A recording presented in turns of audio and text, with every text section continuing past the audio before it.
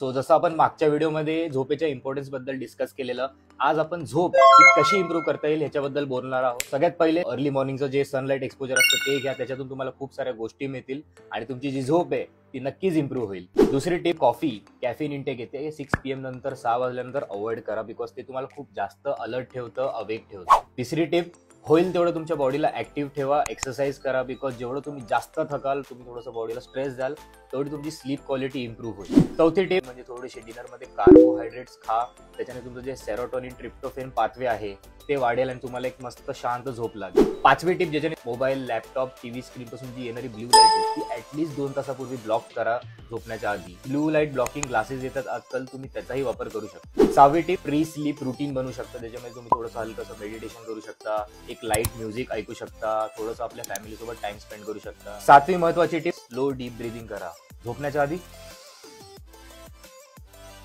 बघा तुम्हाला किती शांत झोप लागेल, तुम्हाला डे 1 पासून याचे बेनिफिट्स मिळतील. आपली ह्युमन सायकोलॉजी एवढी स्ट्रॉंग आहे की ज्या जागेवर तुम्ही झोपाल त्या जागेवरती फक्त आणि फक्त झोपायचं आहे, बिकॉज प्रत्येक जागेची एक एनर्जी असते, एक वाईब असते.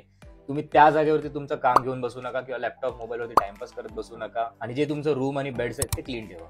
9th टिप, तुम्ही कॅमोमाइल टी किंवा अरोमा थेरपी करू शकता. 10वी गोष्ट म्हणजे तुम्ही तुमच्या डाएट मधलं जे झिंकचं प्रमाण आहे ते इन्क्रीज करू शकता, खजूर खाऊ शकता किंवा अजून काही सप्लिमेंटेशन आहेत ते घेऊ शकता.